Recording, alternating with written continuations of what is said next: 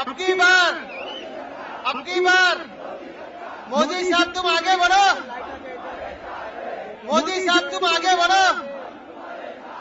देखो देखो कौन आया, देखो देखो कौन आया, देखो देखो कौन आया। अब की बार, अब की बार, अब की बार, अब की बार देखो देखो कौन आया, देखो देखो कौन आया, देखो देखो कौन आया, देखो देखो कौन आया, देखो देखो कौन आया, देखो देखो कौन आया। मोदी मोदी मोदी मोदी मोदी मोदी मोदी।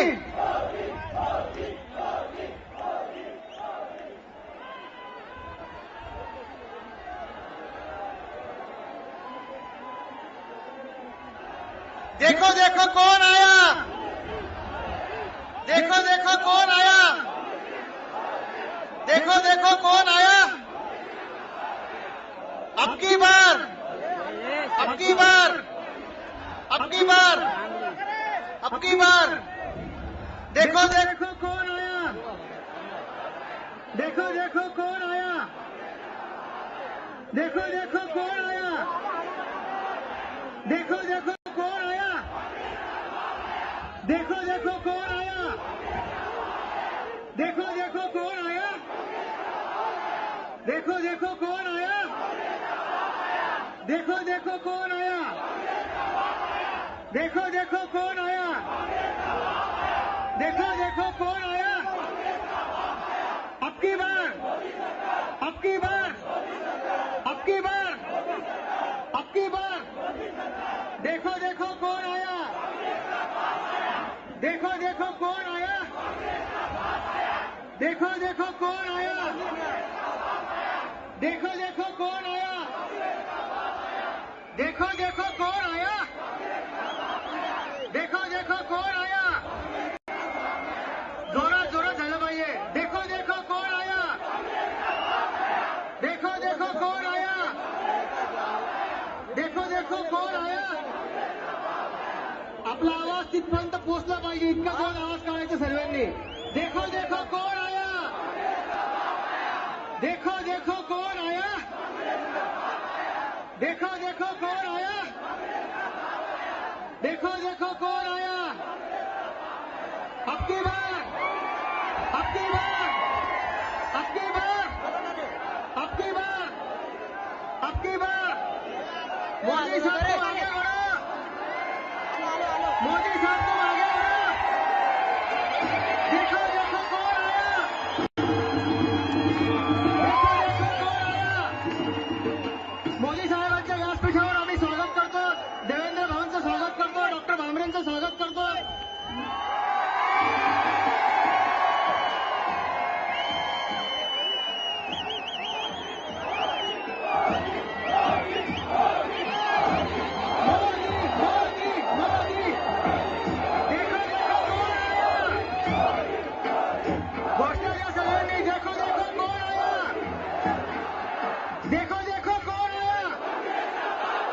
घोषणा जोरात द्यायची आहे। देखो देखो कौन आया, देखो देखो कौन आया। अब की बार, अब की बार, अब की बार व्यासपीठावरून आता मोदी साहेबांचा सत्कार या ठिकाणी एक काहीचं चिन्ह देऊन जिल्हा अध्यक्ष सुनील येळकर आणि देवेंद्र भाऊ करतील, जयकुमार रावल करतील अशी मी त्यांना विनंती करतो।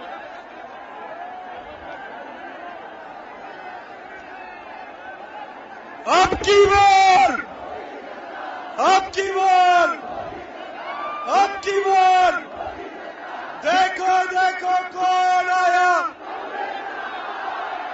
देखो देखो कौन आया।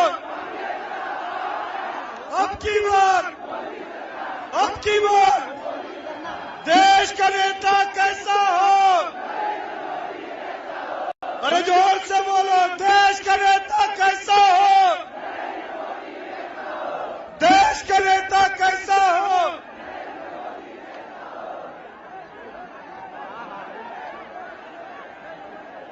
आता देवेंद्र भाऊ आपल्या सभेला मार्गदर्शन करतील अशी मी त्यांना विनंती करतो. आदरणीय देवेंद्र भाऊ. मंचावर उपस्थित आपल्या सर्वांचे मनातले पंतप्रधान माननीय नरेंद्र मोदीजी,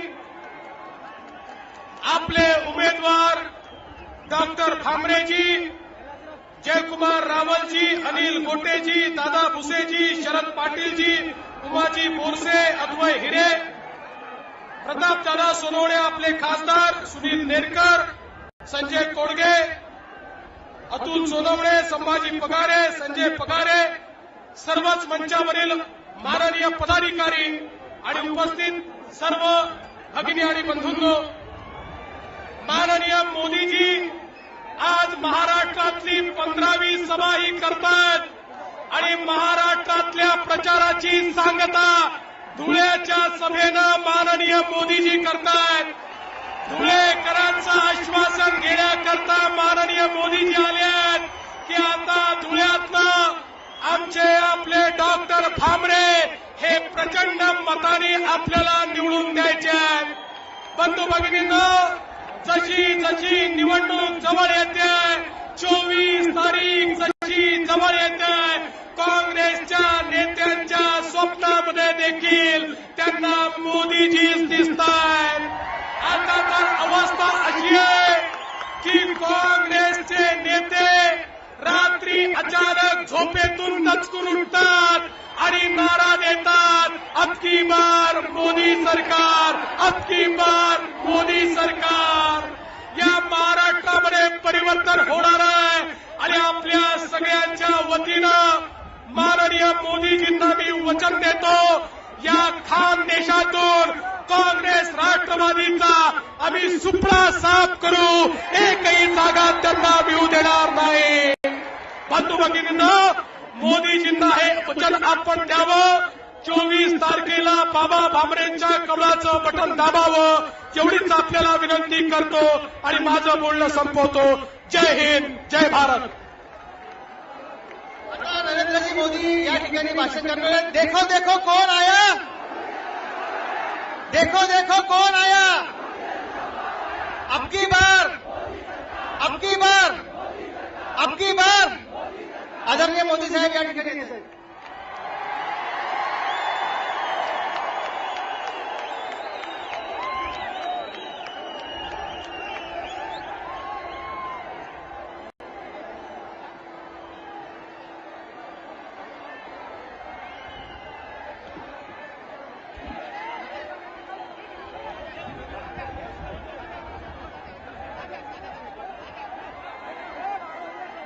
भारत माता की, भारत माता की.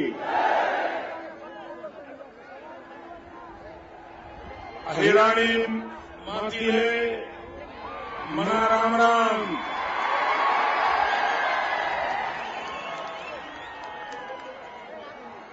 मंचावर बसलेले भारतीय जनता पार्टीचे प्रदेश अध्यक्ष देवेंद्र फडणवीस जी, भाजपाचे प्रदेश सरचिटणीस जयकुमार जी, धुळे लोकसभा मतदारसंघाचे खासदार दादासाहेब सोनवणे, धुळे शहराचे आमदार अनिल गोटेजी, जनसुराज आघाडीचे अध्यक्ष डॉक्टर बाबासाहेब भामरे,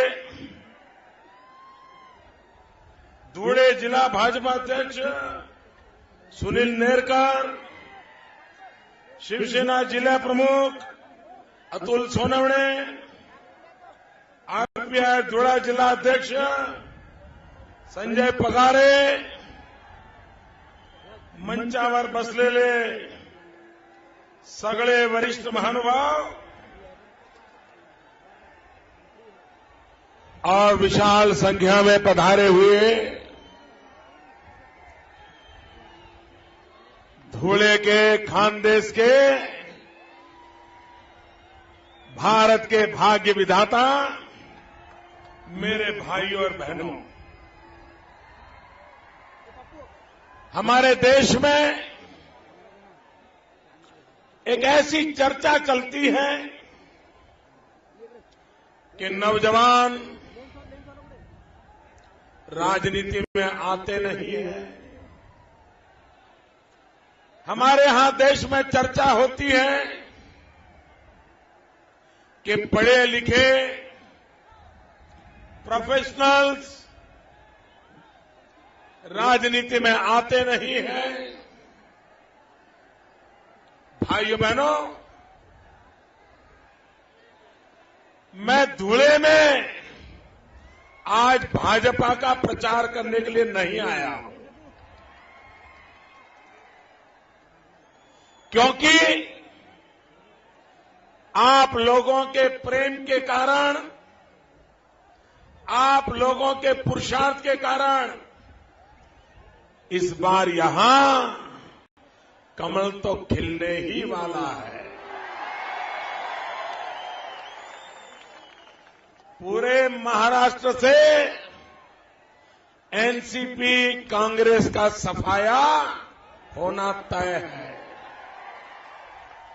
भाइयों बहनों, इस बार उनका खाता खुलेगा कि नहीं, ये भी सवालिया निशान है। और महाराष्ट्र की राजनीति की हम लोगों को जितनी समझ है, उससे ज्यादा समझ शरद पवार को है। हवा का रुख क्या है वो हम समझते हैं, उससे पहले शरद पवार समझ लेते हैं। और इसलिए 6 महीने पहले ही उन्होंने घोषणा कर दी वो चुनाव नहीं लड़ेंगे। उनको पता था जिंदगी में इस उम्र में अब हारना नहीं है। बेटी हारे तो भले हारे, उसकी लंबी जिंदगी है, देखा जाएगा। भाइयों बहनों, मैं इसलिए आया हूं, विशेष करके डॉक्टर सुभाष को बधाई देने के लिए आया हूं।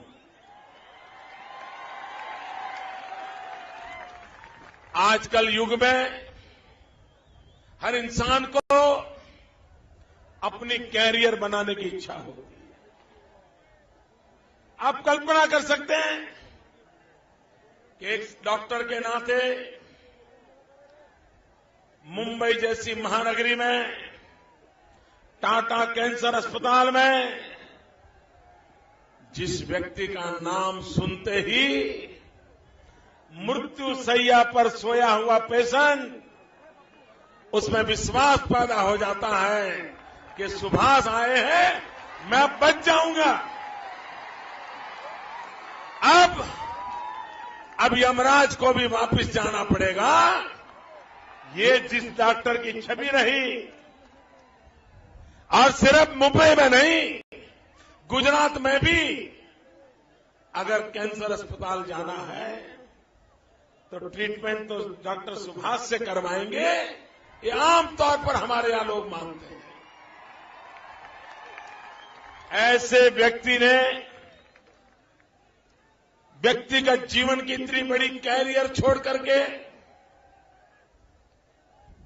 अपने वतन के लोगों की सेवा करने के लिए, आदिवासियों की, पिछड़े लोगों की, गरीबों की सेवा करने के लिए मुंबई का प्रतिष्ठित गौरवभर जीवन छोड़ के आपके नगर में आकर के उसने सेवा का यज्ञ चालू किया। और भाइयों बहनों, डॉक्टर सुभाष ये सिर्फ धुले जिले का नहीं, भारत की संसद का गहना बनेगा, ये मैं विश्वास जताता हूं।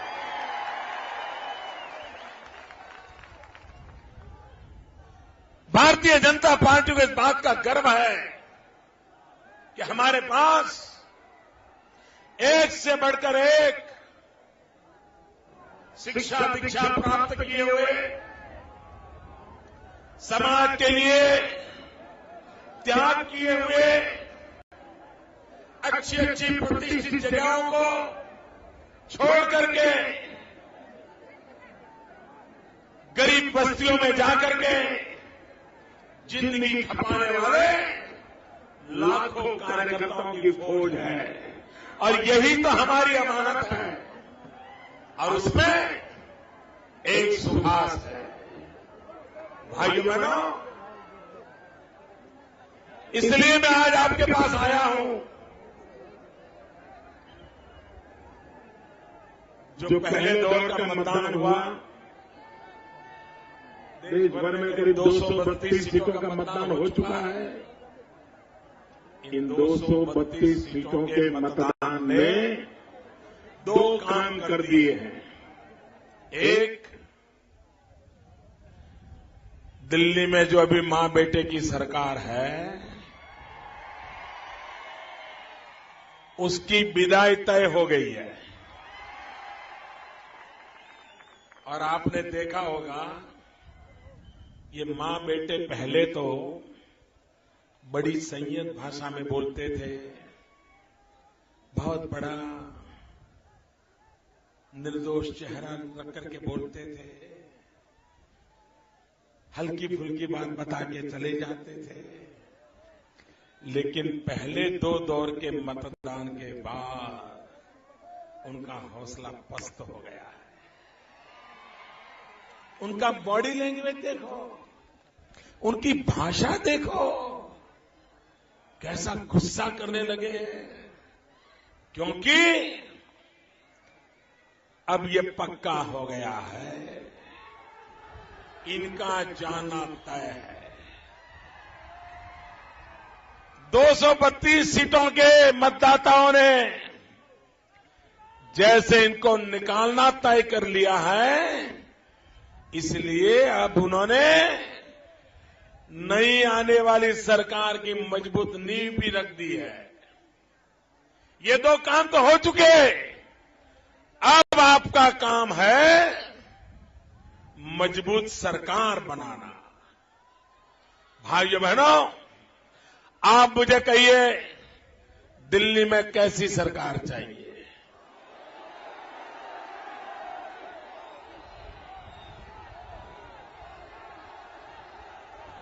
दिल्ली में कैसी सरकार चाहिए?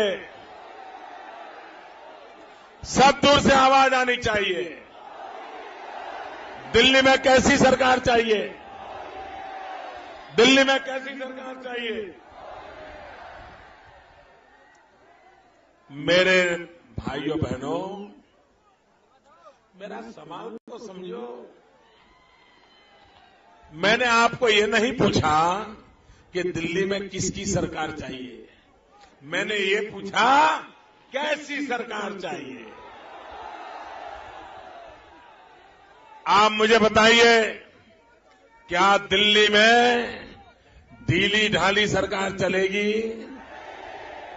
अस्पताल में पड़ी सरकार चलेगी? मां बेटे के ऑक्सीजन पर चलने वाली सरकार चलेगी?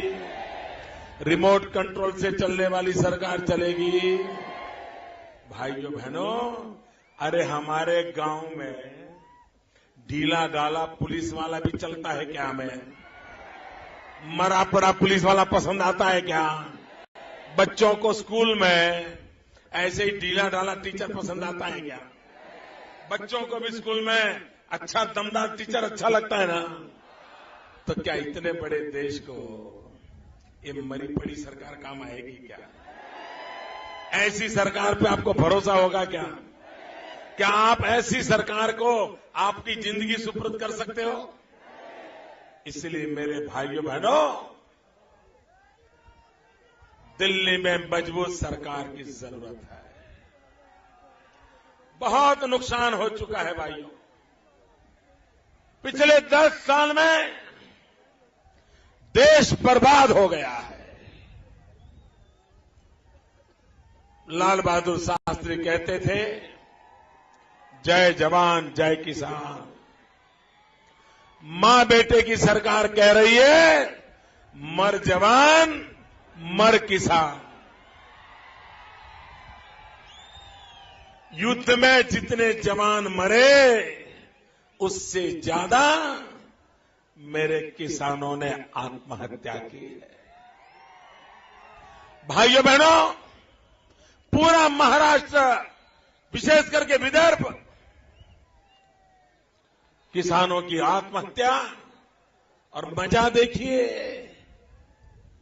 कृषि मंत्री महाराष्ट्र के, भारत के कृषि मंत्री शरद पवार, और उन्हीं के कालखंड में हजारों किसान मर जाए और वे क्रिकेट खेलते रहे।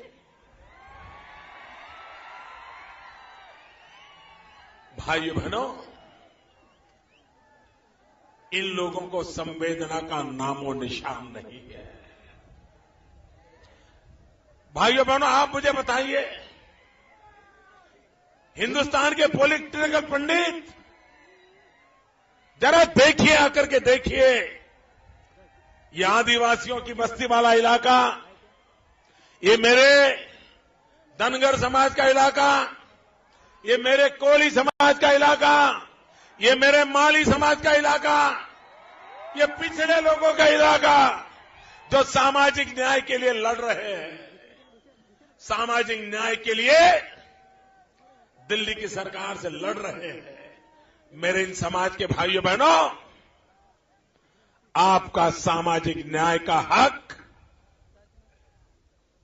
इन्होंने आपको बहुत नुकसान किया है, आपको बहुत निराश किया है। अब आपका काम है उनको सजा करो, जिन्होंने आपके सामाजिक न्याय के अधिकार को ठुकरा दिया है। भाइयों बहनों, ऐसे गरीब बस्ती वाला इलाका, ये कोई कल्पना कर सकता है ये क्या दृश्य है भाई? जहां मेरी नजर पहुंचती है, माथे ही माथे नजर आ रहे हैं। उधर भी मैं देख रहा हूं, एक दूसरी सभा चल रही है, इतनी बड़ी भीड़ वहां है। ऐसी चमचमाती धूप में आप लोगों ने जो प्यार दिया है, भाइयों बहनों, मैं आपके इस प्यार को विकास करके, सवाया करके लौटाऊंगा, ये आपको वादा करता हूं। भाइयों बहनों, आपने जो तपस्या की है, इस तपस्या को मैं कभी बेकार नहीं जाने दूंगा। भाइयों बहनों, यहां सालों से एक रेलवे लाइन का प्रश्न अटका हुआ है।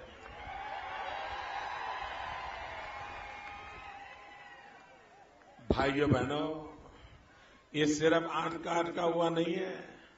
मैं इन दिनों हिंदुस्तान में जहां जाता हूं, हर सभा में रेलवे का एक सवाल तो आता ही आता है। मैं हैरान हूं, इन्होंने किया क्या इतने साल? मनमाड़ इंदौर रेलवे, भाइयों बहनों, रेलवे के संबंध में आमूलचूल परिवर्तन करने की जरूरत है। रेलवे को शक्तिशाली बनाने की आवश्यकता है। और भाइयों बहनों, दिल्ली मुंबई इंडस्ट्रियल कॉरिडोर जो बन रहा है, उसका जब सबसे ज्यादा फायदा गुजरात को मिलने वाला है, और उसके बाद सबसे ज्यादा फायदा इस इलाके को मिलने वाला है भाइयों। इसलिए गुजरात के साथ साथ आपका भला भी निश्चित है, लिख के रखो। मेरे किसान भाइयों बहनों, आप मुझे बताइए, आप कपास की खेती करते हैं या कपास की खेती होती है? और कपास बेचने के लिए कहां जाते हो? क्या ये अच्छी चीज है क्या? ऐसा क्यों? अरे महाराष्ट्र के मुख्यमंत्री जी, ये बयानबाजी बंद करो, मोदी को ललकारना बंद करो। ये महाराष्ट्र के किसानों को जवाब दो कि महाराष्ट्र से जलगांव तक के लोगों को ट्रकों का खर्चा करके गुजरात में कपास बेचने के लिए क्यों जाना पड़ रहा है? क्या आप इतना भी नहीं कर पाए? मुझे मेरे गुजरात में महाराष्ट्र के किसानों के लिए अलग बैंकों की ब्रांच खोलनी पड़ी, क्योंकि कपास लेके आते हैं और कैश पैसे लेके बेचारे कहां जाए। मैंने बैंक खोल दी। मैंने कहा चिंता मत करो, रास्ते में खर्चा इतना ले जाओ, बाकी रुपया सीधा सीधा उधर आपकी बैंक में डाल दूंगा। ये छोटे छोटे काम भी इनको नहीं आते, इनको कुछ करना ही नहीं है, इनको आपको बर्बाद कर दिया। और ये ऐसे लोग हैं, देखिए कैसी सरकारें चलाई है। जहां कोयला होता है, बिजली का कारखाना वहीं पर लगना चाहिए, नहीं लगना चाहिए? तो खर्चा कम आएगा कि नहीं आएगा? जरा बताओ ना भाई, खर्चा कम आएगा कि नहीं आएगा? ये लोगों ने क्या किया? कोयला जहां से निकलता है उससे 2000 किलोमीटर दूर बिजली का कारखाना लगाया, फिर यहां से कोयला वहां ले गए, फिर वहां से बिजली यहां लाए। बताइए बुद्धिमानी है क्या? ये कॉटन यहां निकलता है, कॉटन में से धागा बनने कहां जाता है, धागा में से कपड़ा बनने कहां जाता है, कपड़ा बनकर के रेडीमेड गारमेंट कहां होता है? यहां से कॉटन निकलता है, कोयम्बतूर तमिलनाडु तक भ्रमण करते करते करते बाद में बेचारा कपड़ा तैयार होता है, या तो कोई ड्रेस तैयार होता है। मुझे बताइए, इस स्थिति को बदला जा सकता है नहीं?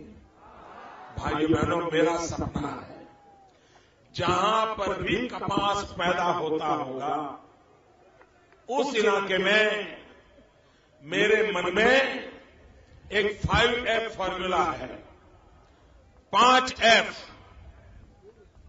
5F formula. पहला है farm to fibre, fibre to fabric, fabric to fashion, fashion to foreign. जहां कपास पैदा होगा वहीं धागा बनेगा, जहां धागा बनेगा वहीं कपड़ा बनेगा, जहां कपड़ा बनेगा वहीं रेडीमेड कपड़े बनेंगे, जहां से रेडीमेड कपड़े बनेंगे वहीं से दुनिया के बाजार में बेचा जाएगा। मेरा खेडूत सुखी होगा कि नहीं होगा? आप बताइए, होगा कि नहीं होगा? आपको समझ आता है ना? मेरी बात गले उतरती है ना? ये दिल्ली वालों को समझ नहीं आता। भाइयों बहनों, ये कांग्रेस वालों को करना धरना कुछ नहीं, ऐसा झूठ बोलते हैं, ऐसा झूठ बोलते हैं, दुनिया की कोई यूनिवर्सिटी इनको झूठ बोलने में पीएचडी देने से मना नहीं कर सकती। ऐसे मास्टर और दिन रात सोचते रहते हैं आज कौन सा गुब्बारा छोड़ा जाए, आज कौन सा झूठ चलाया जाए। अभी एक झूठ चला रहे हैं कि अगर भाजपा की सरकार आएगी तो आदिवासियों के, दलितों के सारे अधिकार छीन लेंगे, रिजर्वेशन छीन लेंगे। अरे कांग्रेस के लोगों, 60 साल हो गया, अब आदिवासियों की हड्डियां भी नहीं बची हैं, अब तो उनको चूसना बंद करो, चूसना बंद करो। उनका खून तो चूस लिया 60 साल में, अब हड्डियां चूसने पर बैठे हो। भाई बहनों, आपके पड़ोस में मैं रहता हूं, यहां का कोई परिवार ऐसा नहीं होगा जिसका कोई इनको रिश्तेदार मेरे गुजरात में ना हो। कोई ऐसा नहीं होगा यहां जिसने गुजरात का नमक न खाया हो। मेरा और आपका ही नाता है। कोई मुझे बताएं, 14 साल से वहां मेरी सरकार चली है, क्या वहां आदिवासियों का कोई अधिकार हमने छीन लिया है? भाई, आपके रिश्तेदार वहां रहते हैं, किसी ने शिकायत की है? किसी ने शिकायत की है? भाई बहनों, दिल्ली में अटल बिहारी वाजपेयी की सरकार थी, 6 साल सरकार चली। क्या आदिवासियों का एक अधिकार छीन लिया है? कभी बात कही है? क्या झूठ बोल रहे हो? और मेरे आदिवासी भाइयों बहनों, ये आपको जो अधिकार मिले हैं ना, जो रिजर्वेशन मिला है, जो आरक्षण मिला है, ये कांग्रेस पार्टी ने नहीं दिया है, कांग्रेस सरकार ने नहीं दिया है, भाजपा पार्टी ने नहीं दिया है, भाजपा सरकार ने नहीं दिया है। ये आपको जो मिला है ना, वो बाबा साहब आंबेडकर दे के गए।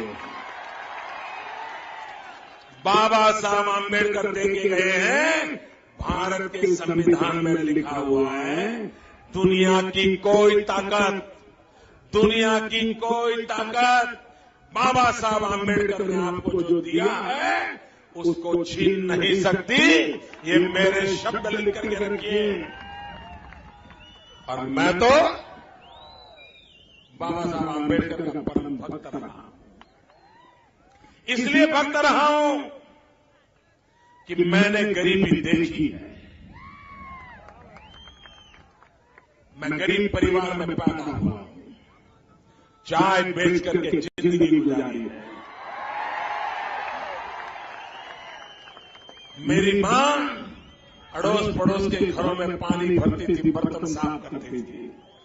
और इसलिए हम गरीबों के लिए, पीड़ितों के लिए, शोषितों के लिए बाबा साहब आंबेडकर हमारे भगवान हैं। और इसलिए भाइयों बहनों, जो लोग समाज के पीड़ित, शोषित, दलित, आदिवासी, इनको दबाने की कोशिश कर रहे हैं, 60 साल तक दबा दिया, अब वक्त पूरा हो चुका है, ये दबने वाले नहीं है, अब ये कोई दबने वाले नहीं है। और इसलिए भाइयों बहनों, मुझ पे भरोसा कीजिए। देश का भाग्य बदलने के लिए, नौजवानों को रोजगार के लिए, किसानों को उनकी मेहनत की कमाई के लिए, उद्योग धंधों के जाल बिछाने के लिए, रेल समेत के इंफ्रास्ट्रक्चर खड़े करने के लिए, पानी की व्यवस्था उपलब्ध कराने के लिए, आपके जीवन को बदलने के लिए, भाइयों बहनों, एक बार मुझ पर भरोसा कीजिए। आपने 60 साल तक शासकों को चुना है, एक बार सेवक को चुन करके देखिए।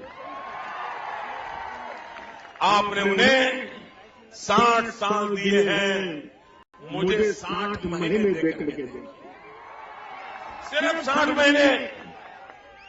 भाइयों बहनों, 2014 लोकसभा चुनाव के महाराष्ट्र के चुनाव अभियान का ये आखिरी दिन है और 4 घंटे के बाद प्रचार अभियान समाप्त हो जाएगा। छत्रपति शिवाजी महाराज की इस धरती को नमन कर करके,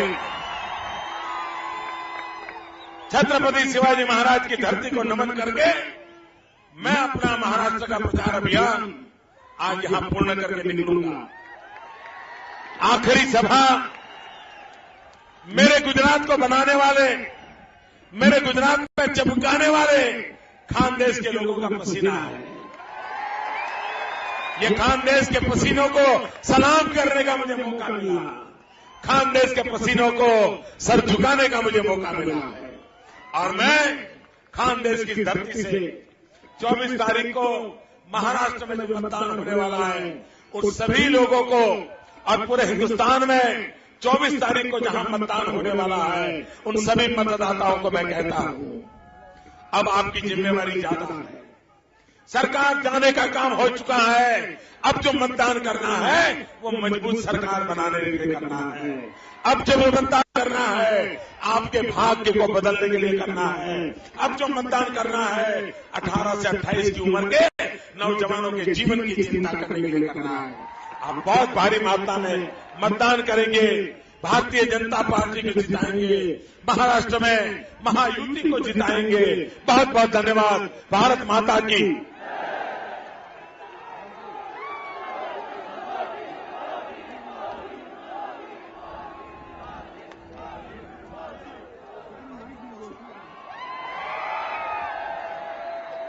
देखो देखो कौन आया, अगली बार, अगली बार, अगली बार, देखो देखो कौन आया, देखो देखो कौन आया, अगली बार, अगली बार, अगली बार, इसी बार, अब की बार